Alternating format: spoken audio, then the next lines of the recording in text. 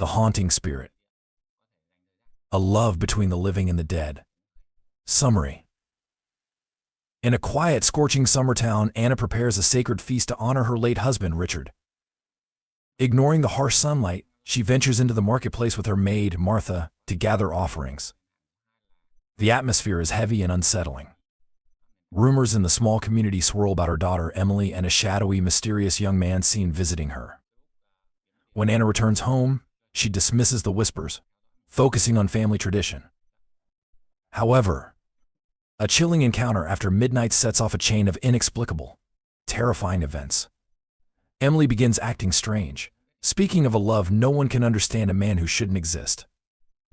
Anna soon discovers a horrifying truth about a forbidden bond between her daughter and the ghost of a man whose fate was sealed years ago.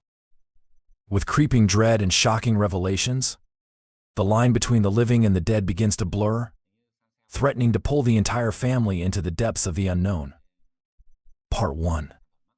A feast for the dead.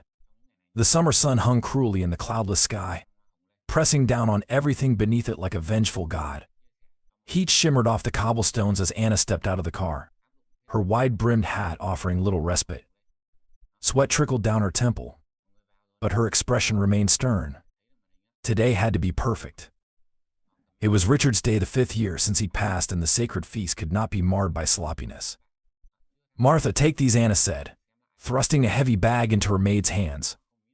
Martha, a wiry woman with a weary face, nodded silently and heaved the bulging sack of offerings. Fresh fruits, meat, candles, and incense, everything was carefully selected. "The neighbors are watching," Mom, Martha muttered quietly as they walked the narrow market street. Anna didn't respond. She knew what they whispered about. Every year on this day, Anna prepared the feast herself. She didn't trust anyone else to arrange the sacred offerings, not even Martha, who'd been with her for years. Richard had been everything to Anna: a good husband, a devoted father, and the pillar that kept their home upright. His death had left a void, one that no amount of time could mend. As Anna and Martha moved past the vendor stalls, the air was alive with noise, bartering, shouting, the clink of coins exchanging hands. But to Anna, it all seemed muffled, as though the world had dimmed. Her eyes darted nervously as a small group of women seated outside their houses stopped talking and stared. "Poor Anna," one murmured under her breath. "What about her daughter, though? Have you seen Emily lately?" Another added, "Gone quiet, hasn't she?" "There's always trouble when they disappear like that," a third voice chimed in, barely a whisper. Anna stopped for just a moment, her fists clenching. She turned toward them, her voice sharp like glass. "If you have nothing useful to say, perhaps silence would be kinder." The women looked away, pretending to busy themselves, but their hushed tones lingered in the back of Anna's mind. Martha hurried to catch up, her face full of quiet concern. "Ma'am, don't let them upset you. They are fools," Anna said stiffly. "They don't understand what it means to honor someone properly." But the mention of Emily gnawed at her. Her daughter had indeed been acting strangely.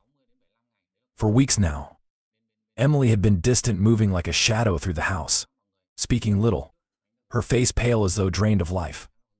Anna had assumed it was just grief. Emily had been close to her father, after all. Still, there was something off. Anna had noticed the way Emily would stare at nothing for long moments, lips moving soundlessly. A shiver crept down Anna's spine at the memory. Back at the house, Anna wasted no time. The table was set in the large, dim dining room, its heavy curtains drawn to block the punishing heat.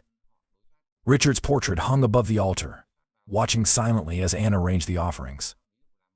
Her hands moved with precision, placing fruits on golden plates, lighting incense sticks, and carefully folding small paper effigies that would be burned as gifts for the dead. "We'll need more candles," Anna said, glancing at Martha, who nodded and hurried to fetch them. As Anna set the last plate, a soft voice drifted through the silence. "He's coming tonight." Anna froze. The voice had come from behind her. She turned slowly, her heart pounding in her chest. Emily stood in the doorway, barefoot and disheveled, her long hair hanging like a dark curtain around her face. "Emily," Anna said, forcing her voice to remain calm.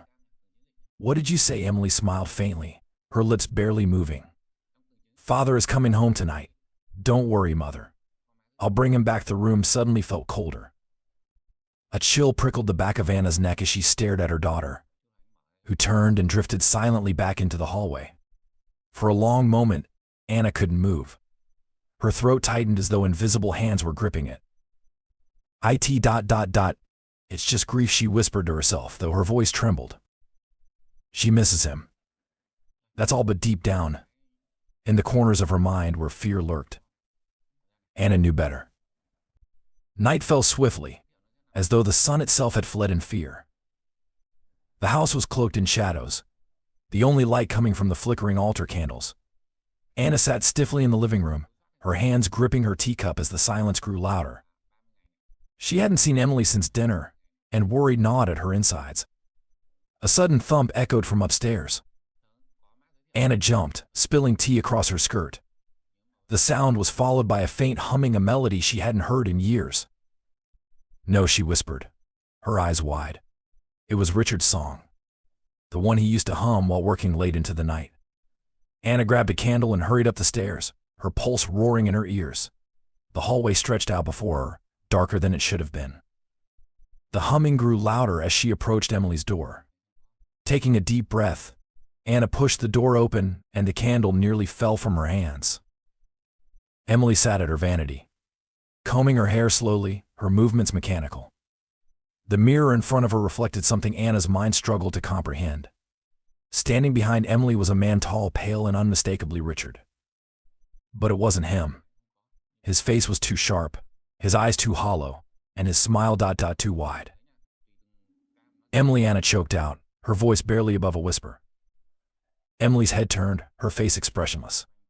I told you, Mother, he's back. The figure in the mirror tilted its head toward Anna, the smile stretching unnaturally as its gaze bore into her. Hello, Anna said, its voice a rasping echo that filled the room. The candle flickered violently and went out. Anna screamed. Part 2. Unsettling whispers. The sun had set, but the heat lingered, heavy and oppressive, pressing down on the old house like a suffocating hand. The night brought no comfort. Shadows clung to the corners of every room, stretching long and menacing with the flicker of the candles Anna had lit to keep the darkness at bay. Dinner was served in the dining room, where Richard's portrait loomed above the altar. His painted gaze watched over the table with an intensity that made Anna's skin crawl. Emily sat across from her, barely eating, her pale face illuminated by the warm, dancing light of the candles. Her expression was distant, her gaze fixed somewhere beyond the walls of the house. Anna's unease grew with every passing moment. She placed her fork down, the sound of it clattering against the plate loud in the unnaturally quiet room. Anna began gently, her voice cracking under the weight of her anxiety. Are you feeling unwell? Emily didn't respond right away. She toyed with a single piece of bread, tearing it apart methodically, her lips slightly moving, though no sound came. Anna repeated, a hint of sharpness in her tone now. Slowly, Emily lifted her gaze. Her dark eyes were blank, reflecting the candlelight in a way that seemed wrong. He's coming tonight, Mother. Anna's breath hitched. She stared at her daughter, her heart thudding in her chest like a distant drumbeat. Who? She whispered. Emily smiled faintly, a small, cold smile that sent shivers racing down Anna's spine.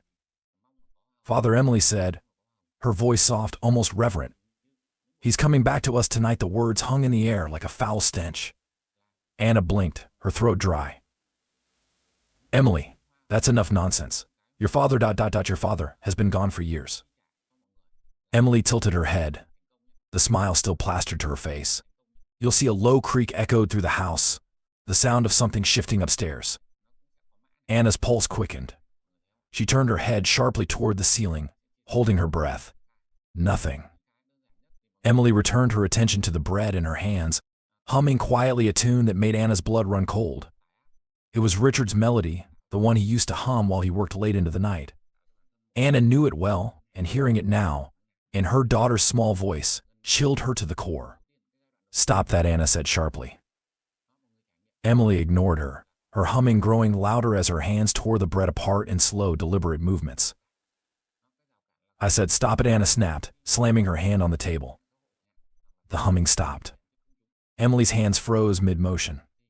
Slowly, unnaturally, she lifted her head to look at her mother, her wide eyes devoid of anything human. "He doesn't like it when you shout," Emily whispered. The air in the room seemed to thin, pressing down on Anna like invisible hands. Her vision blurred, and for the first time in years she felt true, unrelenting fear. She pushed her chair back and stood abruptly.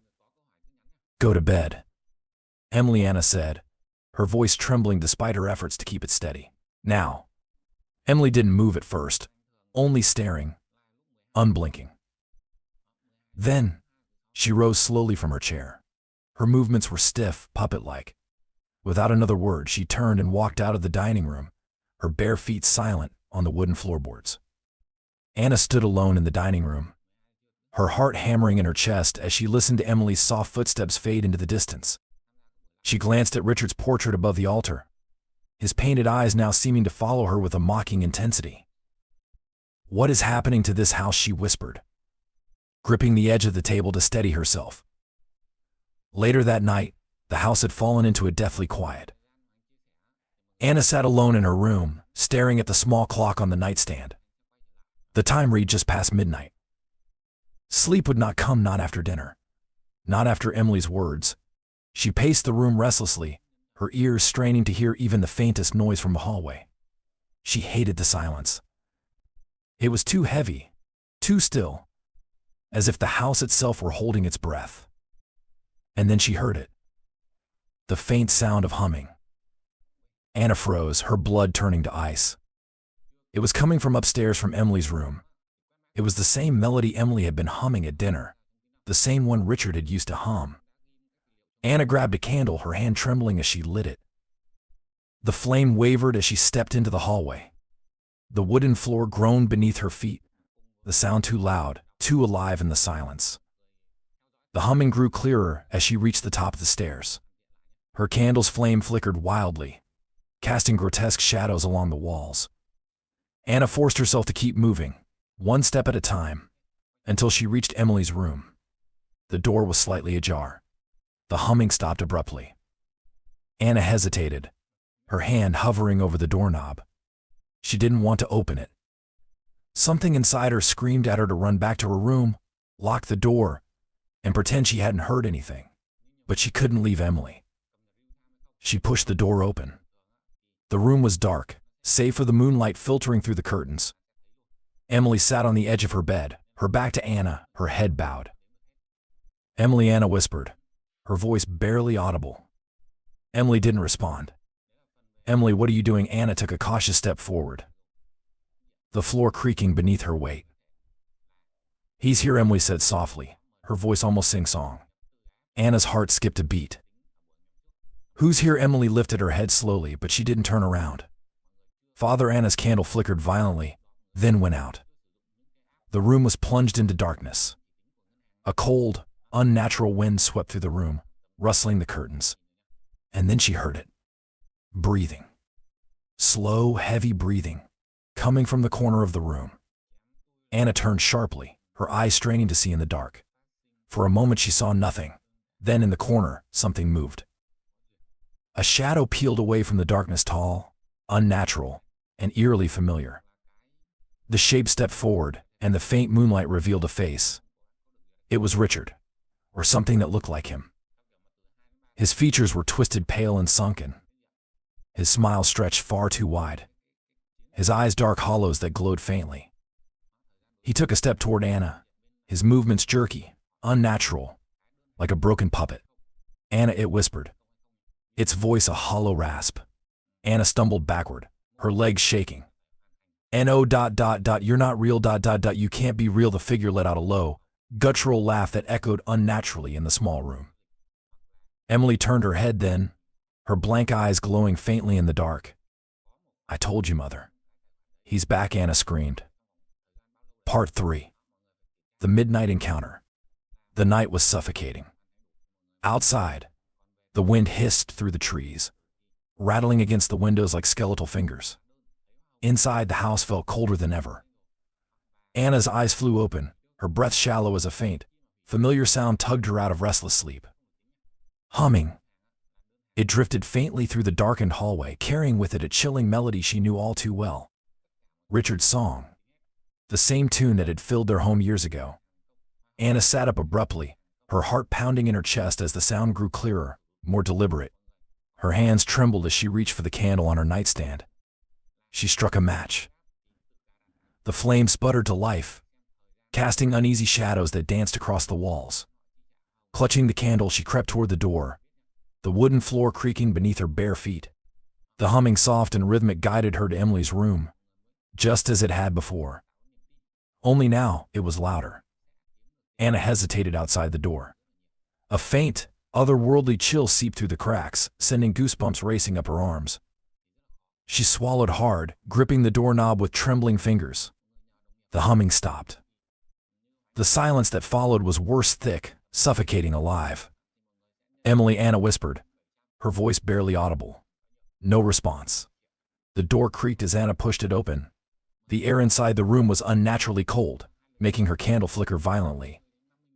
Moonlight spilled through the window, illuminating the vanity mirror, and Emily. She sat in front of the mirror, her back rigid, her long hair cascading like a curtain over her shoulders. She held a hairbrush in one hand, dragging it through her hair in slow, mechanical movements. Her lips moved soundlessly, as though she were speaking to someone who wasn't there. "Emily," Anna called again, her voice shaky. "What are you doing?" The girl froze mid-stroke.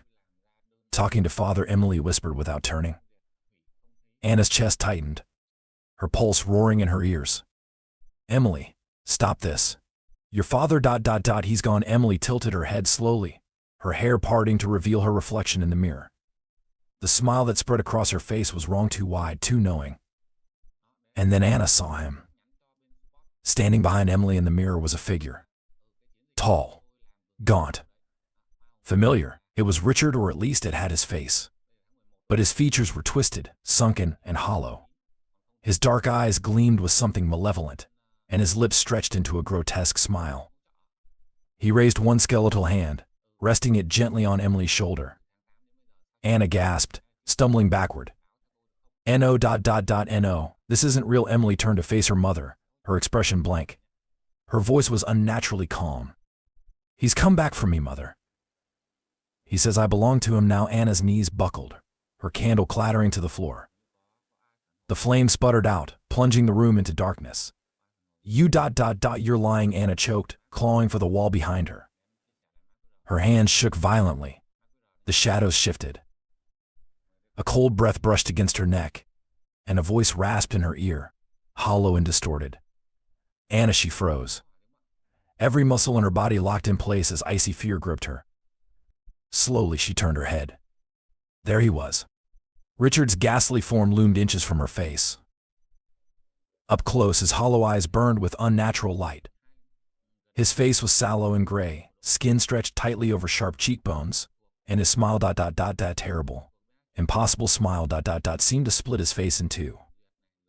"Why are you afraid, my love?" the figure whispered, his voice layered with something darker, inhuman. Anna screamed and stumbled backward, crashing into the vanity. Emily remained seated, unfazed, her gaze fixed on the mirror. "He's not afraid of you," Mother Emily said softly. "You should not be afraid of him." Anna grabbed the edges of the vanity, pulling herself up. Her breath came in ragged gasps, and her wide eyes darted between Emily and the monstrous figure behind her. She could see it now without the mirror. It stood there, towering, its hands lingering protectively on her daughter's shoulders. "Get away from her," Anna screamed, her voice hoarse with terror. The figure, Richard, laughed. The sound was deep, guttural, like gravel rolling through his throat. It echoed unnaturally around the room, as though it came from everywhere at once. "She belongs with me," he said, his tone final. His voice reverberated through Anna's chest, sending tremors through her very bones. "No, she doesn't," Anna shouted, lunging for Emily. But as her hand reached out, a sudden force slammed into her chest. She flew backward, hitting the floor hard. Pain flared in her ribs as she gasped for breath, her vision swimming. Mother Emily said softly, standing now. Her bare feet padded silently across the floor as she approached. Her face was eerily serene, her dark eyes fixed on Anna's crumpled form. Why don't you understand? He's here for me. We're together now. The figure stepped forward, its movements jerky, unnatural. The floorboards groaned beneath its weight. As it loomed over Anna, its smile widened impossibly, revealing teeth that were sharp and jagged, stained with darkness. You cannot stop this. Anna, it rasped, tilting its head in mock pity. She's mine. Anna's hands clawed at the floor as she tried to scramble backward, away from the nightmare looming over her. Her voice broke into a sob. No. You can't have her. The figure bent down slowly, its face mere inches from Anna's. The cold emanating from its form was unbearable, seeping into her very bones. You gave her to me the moment you let me in, it whispered, a sinister edge in its tone. Anna squeezed her eyes shut, tears streaming down her face. You're not real. You're not real, she whispered over and over, her voice trembling. Silence fell. Anna opened her eyes slowly. The figure was gone. The room was still and empty, save for the faint sound of Emily's humming coming from the corner.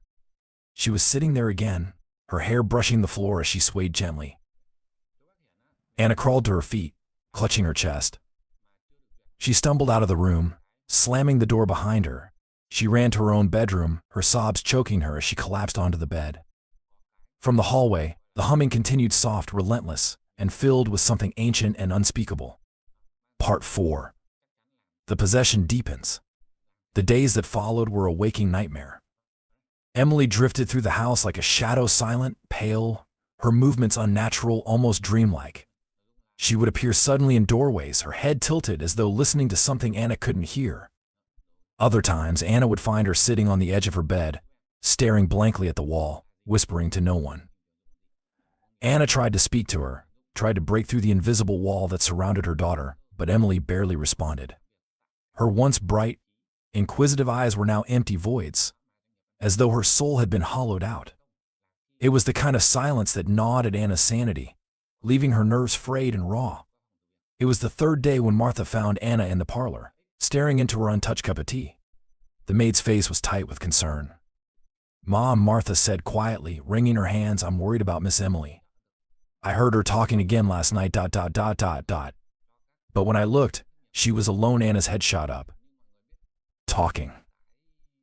Yes, Martha replied, her voice trembling. She was She was laughing, I am. But there was no one there. And the way she said his name, Richard, Anna's heart clenched painfully. Enough, she snapped, slamming her cup down with enough force to crack the saucer. The sound startled them both. And for a moment, the only noise was the quiet tick of the grandfather clock. Anna softened her tone. I'm sorry, Martha. It's just ... This can't go on. I have to find help. That afternoon, Anna stood at the entrance of a small, crumbling church on the edge of town. The priest who answered the heavy oak door was old, his face weathered like parchment, his dark eyes sharp and assessing. Father Alistair had served the town for decades, though many whispered of the strange cases he dealt with, cases no one else would touch. What troubles you, Mrs. Hartwell? Father Alistair asked, his voice deep but gentle. Anna hesitated, her hands twisting together. It's my daughter, Emily. She's not herself. There's something wrong, something I can't explain. Father Alistair gestured for her to sit. The room was dim, lit only by the narrow beams of sunlight filtering through stained glass. Go on, he urged. Anna took a shaky breath, recounting everything: the humming, the figure in the mirror, the cold that clung to the house like a curse. The priest listened, his expression darkening as she spoke. It's Richard, she said finally, her voice breaking. Or something that looks like him. He says Emily belongs to him now. Father Alistair's gaze was unreadable, but his lips tightened into a thin line. He crossed himself. You speak of a love-bound spirit, he said gravely. An entity that clings to the living through unnatural bonds, obsession, grief, or regret. Sometimes the spirit of someone departed becomes corrupted, twisted by the desire to remain in this world. Anna shivered. What do I do? How do I save her? The priest stood and retrieved a small, leather-bound book from the altar. Its cover was scarred, its pages yellowed with age. To sever the bond, we must first confront it, Father Alistair explained. The spirit feeds on Emily's vulnerability. If we do not act soon, it will consume her completely, and she will be lost. Anna's stomach lurched. Lost, her body will remain, but her soul ... will belong to the dead. The words hung in the air like a death knell. Anna nodded, forcing herself to be strong. What do you need me to do? Father Alistair placed a hand on her shoulder. Bring me to your home, Mrs. Hartwell. And pray that it is not too late. That night, the wind howled through the trees as the priest and Anna approached the house. Father Alistair carried a bag filled with candles, vials of holy water, and a small silver cross that gleamed faintly in the moonlight. Anna felt her heart pounding in her chest, each beat a painful reminder of the stakes. Stay close to me, the priest warned as they stepped inside. The house seemed darker than before, as though it sensed the intrusion. The smell hit them first, a faint, rotting odor that clung to the air like smoke. This place is heavy with presence, Father Alistair muttered, his fingers tightening around his cross. It knows we are here. A loud creak echoed from upstairs. Anna flinched, her eyes darting toward the staircase. That's Emily's room. Father Alistair nodded grimly. Then we must go to her. They climbed the stairs slowly, each step groaning under their weight. The closer they got to Emily's door, the colder the air became. Anna's breath misted in front of her face, her fingers numb. The door stood ajar, just as it had before. From within came a soft, rhythmic sound humming. The same cursed tune. Father Alistair pushed the door open. Emily sat in the center of the room, her face lifted toward the ceiling, her dark eyes vacant. Around her, the floor was marked with strange symbols drawn in chalk circles, lines and sigils Anna didn't recognize. Candles flickered in the corners of the room, their flames dancing unnaturally high. And there, standing behind her, was him. The figure that wore Richard's face loomed tall and skeletal, its hollow gaze fixed on Emily. Its twisted smile widened as it turned toward them, a sound escaping its throat, a low, guttural laugh. You cannot take her from me, it rasped, its voice vibrating through the walls. Father Alistair stepped forward, raising his cross. This child does not belong to you, he declared. The figure's smile faltered, its eyes narrowing into slits. She chose me, it hissed, the air around it shimmering with darkness. She belongs to me now. No, Anna screamed, rushing toward Emily. But the figure raised one long, bony hand, and an invisible force slammed into her chest, throwing her back into the wall. Mother, Emily said softly, her voice not her own. Her lips curved into a faint, joyless smile.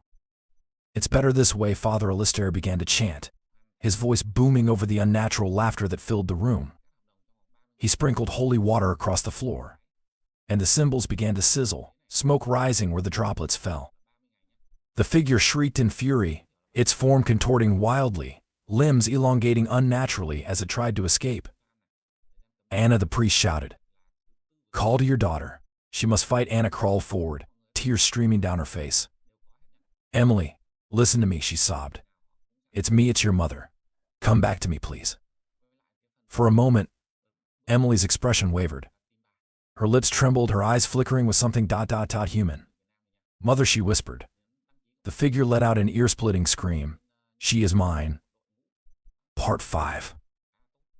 A plan to save Emily. The house was cloaked in silence, but it was not peace. The air felt thick, heavy, as though the walls themselves were holding their breath.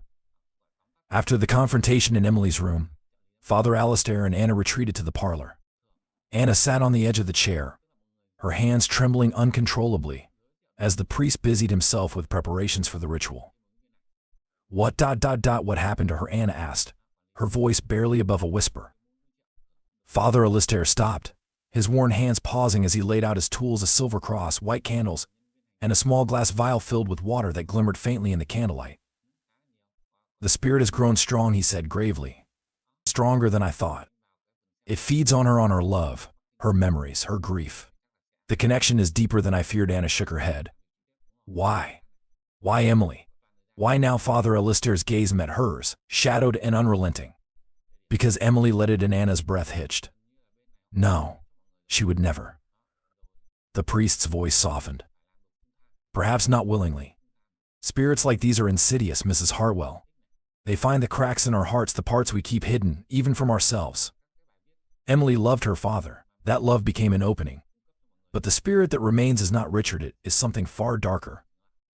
Something twisted beyond recognition. Anna squeezed her eyes shut, tears spilling down her face. She's just a child. She doesn't deserve this. Father Alistair sighed heavily, the weight of the situation pressing down on him. I know. But if we don't act, she will be lost. The bond must be severed before it's too late. How? Anna demanded, her voice trembling with desperation. Tell me what to do. The priest rose from his chair, gathering the ritual tools into a leather satchel. His movements were deliberate, his face grave. There is a ritual. It is ancient and dangerous. If we perform it correctly, it will force the spirit to relinquish its hold over Emily. But the spirit will fight back. It will do everything in its power to remain tethered to her. Anna's skin prickled with dread. What do you need me to do? Father Alistair met her gaze with unwavering intensity. You must be the one to call her back. She will hear your voice when all else fails. You are her anchor, Mrs. Hartwell, her tether to this world. Anna swallowed hard, her chest tight.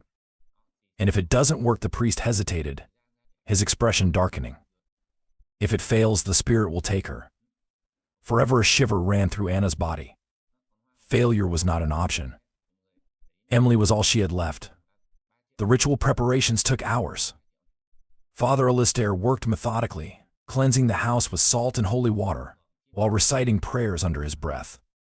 He moved from room to room, sprinkling water on the walls and doorways, leaving thin lines of salt in the corners. Anna followed closely behind, clutching a candle, her fingers white from holding it so tightly. Each room seemed darker than the last, the shadows clinging stubbornly to the corners as though watching their every move. The smell of rot still lingered faintly in the air, making Anna's stomach churn. When they reached Emily's room, Father Alistair paused at the threshold. The door was shut, but an icy draft seeped through the cracks, chilling Anna to the bone. We're almost ready, the priest said quietly. He pulled a small bundle of sage from his bag and lit it, the smoke curling in pale tendrils through the air. Stay close to me. Do not speak unless I tell you to. Anna nodded, her mouth dry. She watched as the priest began to chant, his voice low and steady, the Latin words foreign and ancient. The smoke thickened as he waved the sage over the door, forming a barrier that seemed to pulse faintly in the candlelight. Suddenly, a sound came from within the room, a faint, rhythmic humming. Anna's blood turned to ice. It was Emily's voice, carrying that same cursed tune, Richard's song. Father Alistair's chanting grew louder as he sprinkled holy water on the door. The wood hissed and sizzled, dark spots forming where the water touched. The humming inside the room faltered, then turned into a low, guttural growl that made Anna's skin crawl. It knows we're here, Father Alistair muttered. Anna took a shaky breath, her hands trembling as the priest pushed the door open. The cold inside the room hit her like a wave, stealing the breath from her lungs. Emily sat in the center of the room, her legs crossed, her face pale and blank. Her hair hung limply around her shoulders, and her lips moved soundlessly. The air rippled with an unseen energy, and Anna's gaze darted to the corner. There it stood, the spirit that wore Richard's face. Its form was darker now, less human. Its limbs were unnaturally long, its hollow eyes fixed on Emily with a possessiveness that churned Anna's stomach. It tilted its head, that same twisted smile splitting its face. You shouldn't have come back, it rasped, its voice vibrating through the walls. Father Alistair stepped forward, raising his cross. By the power of the Almighty, I command you to release this child.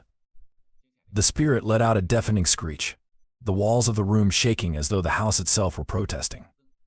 Emily's body convulsed violently, her head snapping back as she let out a low, unnatural laugh. She's mine, the spirit hissed. You cannot take her, the priest began to chant again, louder this time, his voice rising over the spirit's shrieks. He sprinkled holy water in a circle around Emily, the drops sizzling against the wooden floor. Emily's body jerked as though something inside her was being pulled apart.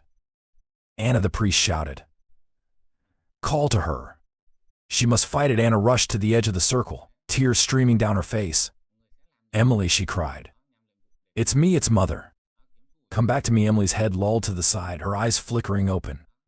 For a moment, Anna saw her daughter's face, the real Emily, scared and lost. Mother. Emily whispered weakly. Yes, Anna sobbed. I'm here, my darling.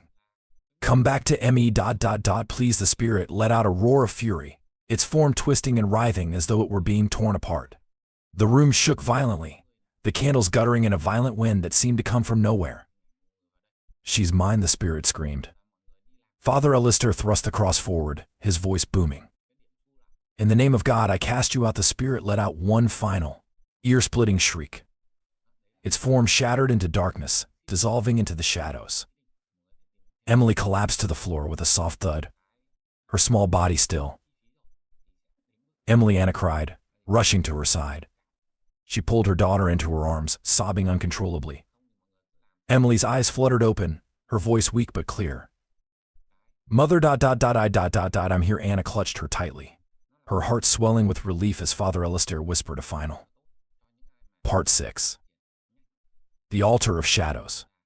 The night hung heavy over the house, a silence more suffocating than ever before. It was a silence that crawled under the skin, slithered through the halls, and sank into the bones. Every room in the house seemed to hold its breath, waiting, dreading what was coming. Anna sat at the kitchen table, her hands wrapped tightly around a cup of tea gone cold. She couldn't drink it. She couldn't stop the trembling that had taken hold of her body. Father Alistair, she whispered, her voice hoarse. Where is she? Where's Emily? The priest stood by the window, his face shadowed and somber. He gripped the silver cross tightly in his palm, knuckles white. The spirit has her, he said quietly. It will try to finish what it started. Finish. Anna's voice cracked, a note of desperation threading through it. Father Alistair turned to face her, his dark eyes grave. It will claim her entirely. Once the bond is complete, Emily will no longer belong to this world.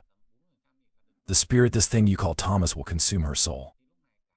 Anna shuddered, the priest's words echoing in her mind. No, I won't let that happen. We have to find her. Father Alistair nodded grimly. We must act quickly. Where's the place she feels closest to him? Anna's blood turned to ice as realization struck her. The family altar. The altar sat in a small room off the main hall, a place once filled with reverence and quiet prayer. It was where Richard's portrait loomed largest, where Anna had set candles and offerings to honor his memory. Now, the air around it felt tainted, oppressive, a sharp contrast to the love that had once filled the space. As Anna and Father Alistair approached the door, the temperature dropped sharply. Anna's breath misted in front of her face, and she hugged her arms tightly to her chest. It's here, Father Alistair murmured, his voice low and steady. He tightened his grip on the cross. Anna reached for the doorknob with trembling hands. The brass was ice cold beneath her touch, and the instant she turned it, a low groan reverberated through the house, as though the building itself was protesting. The door swung open slowly, revealing the altar room beyond. The candles Anna had placed days ago were still burning, their flames unnaturally tall and unmoving. The light cast harsh, flickering shadows on the walls, distorting everything it touched. At the center of the room, kneeling before the altar, was Emily. Anna gasped, her heart seizing at the sight. Emily's small hands clutched a withered bouquet of flowers, their petals blackened and crumbling. Her head was bowed, her hair cascading over her face like a dark curtain. Emily, Anna whispered, taking a step forward. The moment she spoke, Emily's head snapped up. Her eyes were wide and empty, reflecting the candlelight like shards of glass. Her lips twisted into a faint, joyless smile. Mother, Emily said softly, her voice hollow and distant. Why are you here? Anna froze. It wasn't Emily's voice. Not fully. There was something else behind it, something deeper, something mocking. Father Alistair stepped forward, holding up the cross. Release the child, he commanded, his voice firm and resolute. She does not belong to you. A low rumble filled the room, vibrating through the walls and floor. The flames on the candles flared violently, casting wild, dancing shadows. The air grew colder still, and Anna's breath came in short, ragged gasps. "She is mine," a voice growled. The shadows at the far end of the room thickened, swirling like ink in water. From the darkness, a figure began to take shape. It stepped forward slowly, its form shifting as though the very air around it rejected its presence. It was Thomas, or at least what remained of him. The figure stood tall, its limbs unnaturally elongated, its movements jerky and inhuman. Its face still bore Richard's features, but they were distorted. Grotesque, the smile stretched impossibly wide. The eyes deep black pits that seemed to pull at the very light around them. Tendrils of darkness curled off its body, slithering across the floor like living smoke. Anna staggered back, her hands flying to her mouth to stifle a scream. "Emily," she whispered, tears spilling down her cheeks. "Come to me, my darling. Please." Thomas's hollow eyes snapped toward Anna, and his smile widened further, splitting his face like a tear in fabric. "You cannot take her," he rasped, his voice layered with dark echoes that seemed to come from everywhere and nowhere. "She belongs with me now." Emily turned her head slowly toward the figure, her gaze adoring and empty. "I want to stay," she whispered, her voice faint but clear. "No," Anna cried, stepping toward her daughter. "Emily, listen to me. That is not your father." Emily blinked, confusion flickering across her face, but it was quickly replaced by something darker. Thomas stepped closer to her, placing one skeletal hand on her shoulder. The moment he touched her, Emily's body jolted violently, her eyes rolling back into her head. Father Alistair's voice rang out, breaking through the chaos. "Begone, foul spirit. By the power of the Almighty, I command you to release her." He threw holy water toward the figure. The droplets hissed as they struck Thomas, smoke rising where they made contact. The spirit let out a blood-curdling screech that shook the walls, the sound so inhuman that Anna clapped her hands over her ears. "You cannot banish me," Thomas roared, his form twisting violently. His face contorted into a mask of rage, his black eyes burning with hatred. "She is mine. She chose me." Father Alistair stepped forward, his chants growing louder and more forceful. The spirit recoiled, its limbs writhing as though in pain. Anna fell to her knees beside Emily, clutching her daughter's cold, limp hands. "Emily, my love, you have to fight him," she sobbed. "You're stronger than he is. Come back to me." For a moment, nothing happened. Then, Emily's lips parted, and a faint sound escaped, a whisper of her mother's name. "Mother." Anna's heart leapt. "Yes, I'm here, Emily. I'm right here." The spirit let out another shriek, its form flickering like a dying flame. Father Alistair threw more holy water, his voice booming. "In the name of God, I cast you out. You have no place here." Thomas roared, his voice echoing through the house as his form began to disintegrate, the shadows unraveling like smoke caught in the wind. The room shook violently, the candles sputtering and dying one by one. "No," Thomas screamed, his voice ragged and desperate. "She is mine. You cannot." His words were cut off as his form exploded into a cloud of black mist, which swirled violently before vanishing into the air with one final, bone-chilling wail. The room fell silent. Anna held Emily tightly, her daughter's small body trembling in her arms. Emily let out a weak, shuddering breath, her eyes fluttering open. "Mother," Emily whispered faintly. Anna sobbed with. Part 7. Battle with the Spirit. The air in the altar room remained still for only a moment. It was the kind of stillness that promised no peace, only a calm before the storm. Father Alistair's face was drained of color, his breath sharp and quick as he stared at the spot where Thomas had vanished. Anna clutched Emily to her chest, her heart pounding so violently she thought it might burst.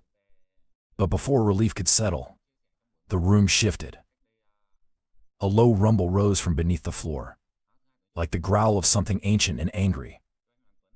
The walls groaned, vibrations spreading through the wood.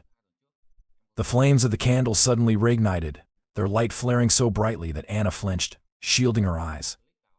And then, Thomas returned. The black mist that had dispersed reassembled, thick and swirling, coalescing into the figure once more. Only this time, he was larger, darker, his form so twisted it barely resembled a man. Limbs elongated unnaturally, claws stretching where hands should have been. His face, still wearing Richard's features, was a grotesque mockery, lips pulled back into a sneer, teeth sharp and jagged, eyes burning with rage. "Did you think you could banish me?" the spirit roared, his voice a cacophony of whispers and screams layered atop one another. The walls trembled as his fury filled the room, the air thick with his malice. Anna scrambled back, pulling Emily with her. "No. You're gone," she choked out. "I told you," Thomas snarled, stepping forward.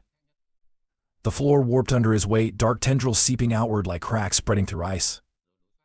"She is mine. She chose me, and I will not leave." Emily let out a soft whimper, her small body trembling in Anna's arms. Father Alistair pushed himself to his feet, his expression resolute as he retrieved a small dagger from his satchel. The blade gleamed silver, its surface etched with strange symbols. "The bond can still be severed," the priest shouted, "but we must act now. Hold him back while I prepare the final prayer." Anna blinked, terror freezing her in place. Hold him back. How Father Alistair didn't answer. He began chanting again, his voice rising in force, the Latin words heavy and sharp as they cut through the air. The spirit flinched at the sound, his form flickering like a candle in the wind. But Thomas's rage only deepened. "You cannot stop me," he hissed, his voice vibrating through Anna's very bones. His gaze fixed on her, and before she could react, he lunged. Anna screamed as Thomas's cold, clawed hand wrapped around her throat. It was like being touched by ice and fire all at once, a searing pain that made her gasp for breath. The room spun as he lifted her off the ground, her feet dangling helplessly. The pressure around her neck tightened, and darkness began to creep into the corners of her vision. "You meddled too long," Anna Thomas rasped, his face mere inches from hers. His breath smelled of rot and decay, making her stomach turn. "Now you will watch as I take what is mine from somewhere far away." Anna heard Father Alistair's voice rise louder, his chants becoming more desperate. She fought to focus, to stay awake. Her gaze shifted to Emily, who lay slumped against the altar, her eyes half open, unfocused. "Emily," Anna croaked, her voice barely audible. "Please ... come back to me." For a moment, Emily's gaze flickered toward her. The confusion, the faint trace of life, was still there. Anna saw it, and the sight gave her strength. With a primal scream, Anna clawed at Thomas's hand, her nails raking his cold, unnatural flesh. The spirit snarled, his grip faltering just enough for her to kick at him, sending herself crashing to the floor. She coughed violently, gasping for air as her vision cleared. Thomas roared in fury, his form swelling with shadow and smoke. He turned toward Father Alistair, who continued to chant even as the air rippled with the spirit's anger. "Enough of your prayers," Thomas bellowed. He raised a clawed hand, the shadows swirling around him like a storm. Before the spirit could strike, Anna crawled toward the altar, her body screaming in protest. "Emily," she shouted, tears streaming down her face. "You have to fight him. You're stronger than he is." "I know you are." Emily's body jolted as though struck.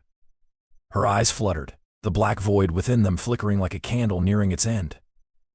"Mother," she whispered, her voice small and fragile. Thomas turned sharply, his expression twisting with rage.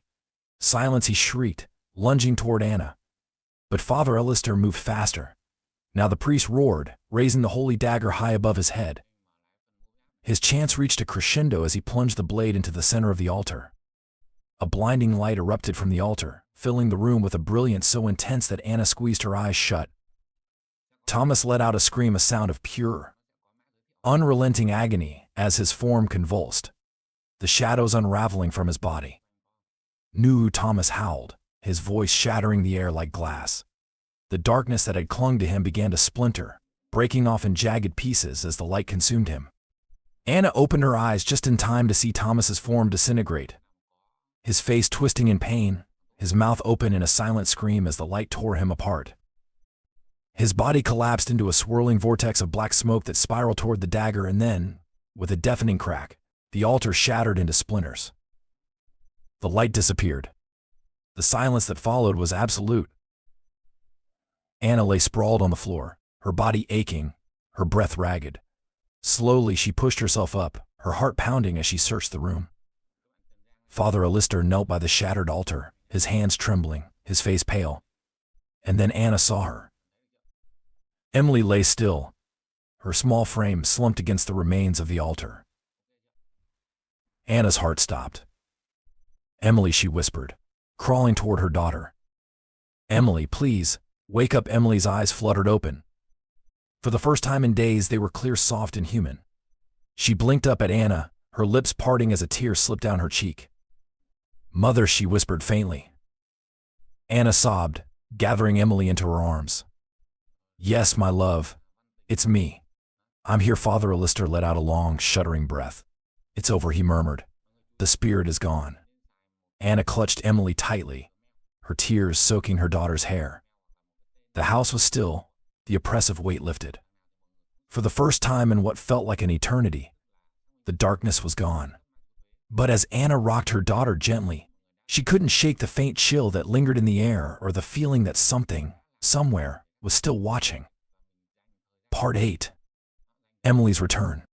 The first rays of dawn seeped through the cracked windows, slicing through the heavy shadows that clung stubbornly to the house. The light touched every scarred corner of the shattered remains of the altar, the blackened dagger resting like a relic of war, and the faded markings scorched into the wooden floors. It felt as though the house, after days of torment, could finally breathe. Anna sat on the cold floor, cradling Emily against her chest. Her body ached, bruises spreading like ink beneath her skin, but she hardly noticed. Her arms trembled as she held her daughter close, listening to the faint rise and fall of Emily's chest. Anna's tears ran freely, carving clean lines down her dust-covered face as she whispered broken prayers. "Emily, my love, it's over. I'm here. Mother's here." Father Alistair knelt nearby, his voice hoarse as he recited the final cleansing prayer. He was pale, his hands stained with ash, but his eyes never wavered. The holy dagger, blackened and lifeless, rested in the center of the wreckage, its edge dull, as though the spirit it had pierced had sapped it of its very purpose. "The spirit has been banished," Father Alistair said softly, his voice a faint tremor against the silence. "The house and your daughter are free." Anna looked up, her face hollowed by exhaustion but filled with hope. "How can you know?" she asked, clutching Emily more tightly, as though afraid the girl might slip away again. Father Alistair's eyes drifted to the dagger, its blackened blade a grim testament to the battle they had won. "The spirit's power was broken when we severed the bond. It cannot return. I swear to you." "It is finished," Anna nodded weakly, though she couldn't shake the faint chill that still lingered in the room, like an echo of something terrible. She looked down at Emily, her daughter's face pale but peaceful, her small frame limp in Anna's arms. "Come back to me, sweetheart," Anna whispered, brushing tangled strands of hair from Emily's face. "Please, wake up. It's over now. You're safe for a moment. Nothing happened." Then, slowly Emily's lips parted, and her eyelids fluttered. Her breath hitched, a soft sound that broke the stillness like the shattering of glass.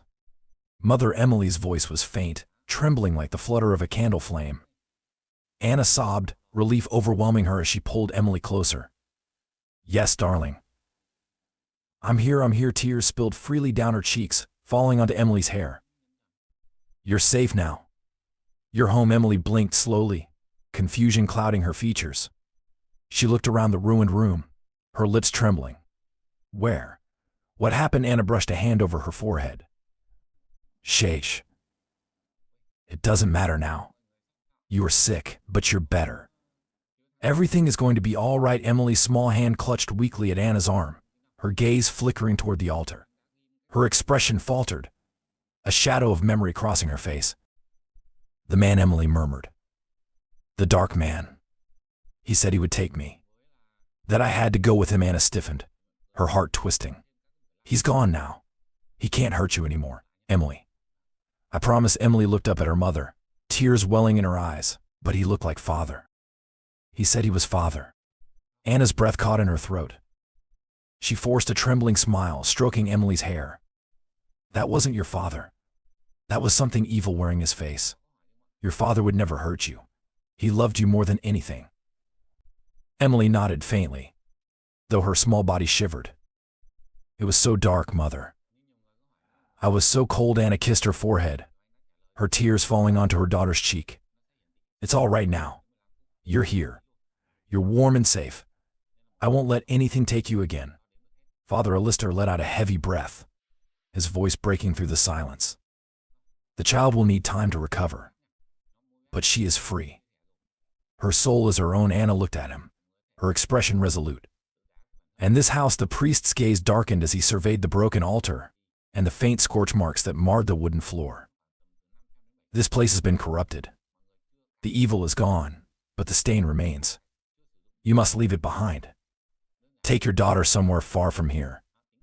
Anna nodded, her decision already made. This house, the place she had once called home, was no longer a place for the living. It was tainted, filled with shadows that might never fully vanish. By mid-morning, the sun had risen fully, its warmth pressing against the house, as though trying to drive out the last remnants of the night. Anna moved through the house with mechanical purpose, packing their belongings into a small trunk.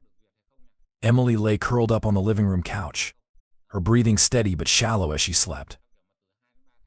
The color had begun to return to her cheeks, but her body remained frail, her mind exhausted.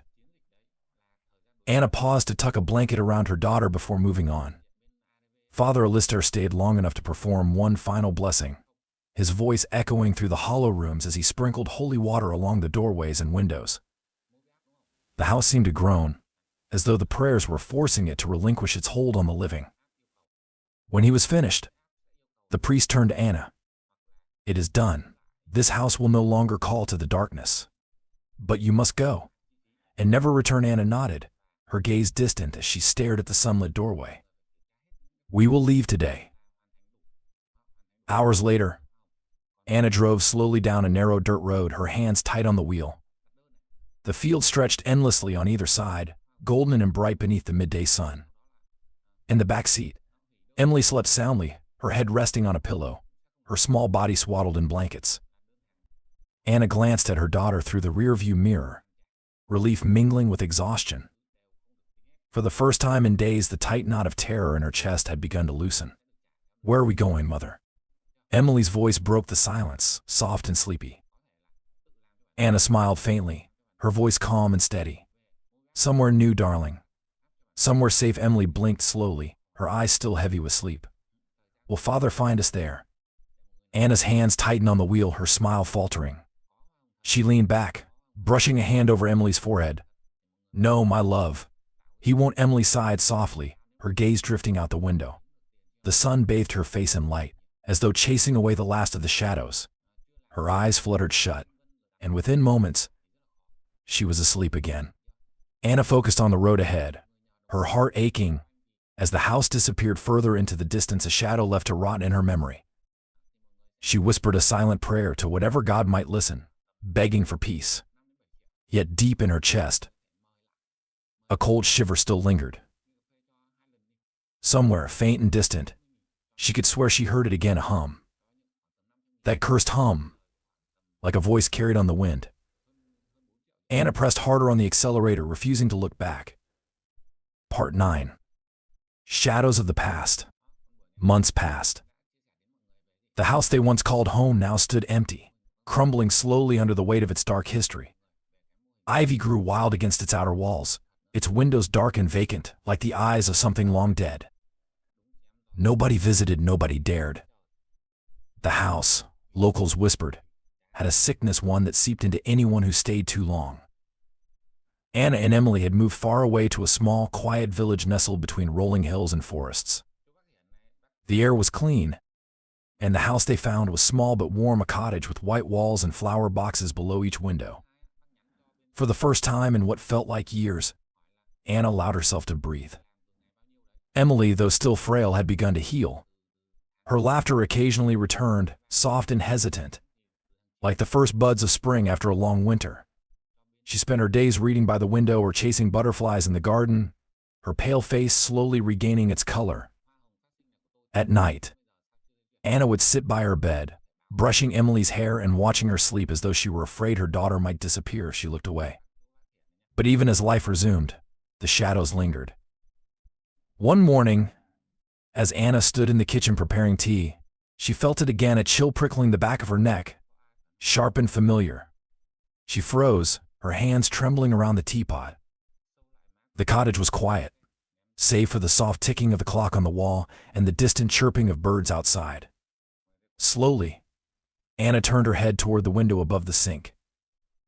At first, she saw nothing, only the garden bathed in sunlight, and Emily's small figure crouched by the flowers. But then, in the shadows beneath a large oak tree at the edge of the garden, something moved. Her breath caught in her throat.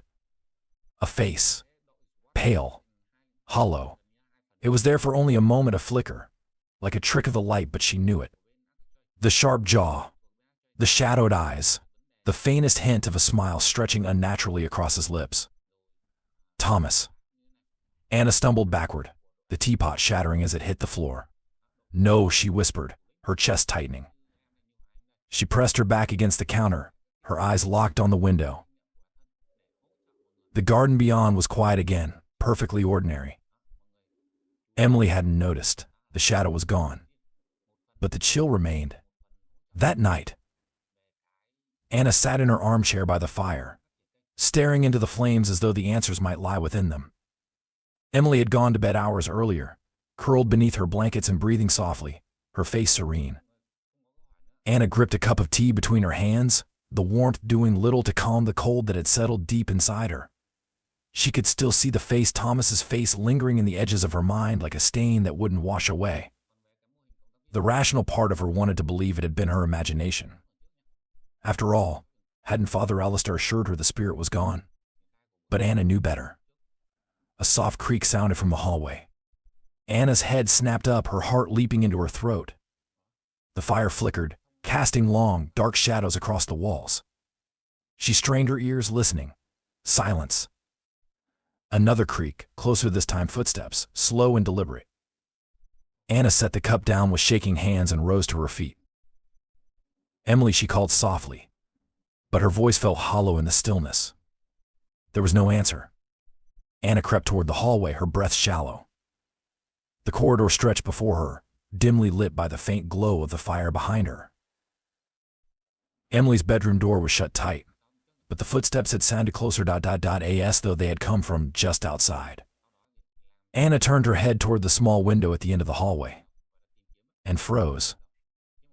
In the darkness outside, Thomas's face stared back at her through the glass. His pale features were stark against the night, his black eyes burning with silent malice. His lips curved into that same terrible, knowing smile, a smile that whispered, "I am still here." Anna staggered backward, her pulse roaring in her ears. "No, you're gone," she cried, her voice cracking.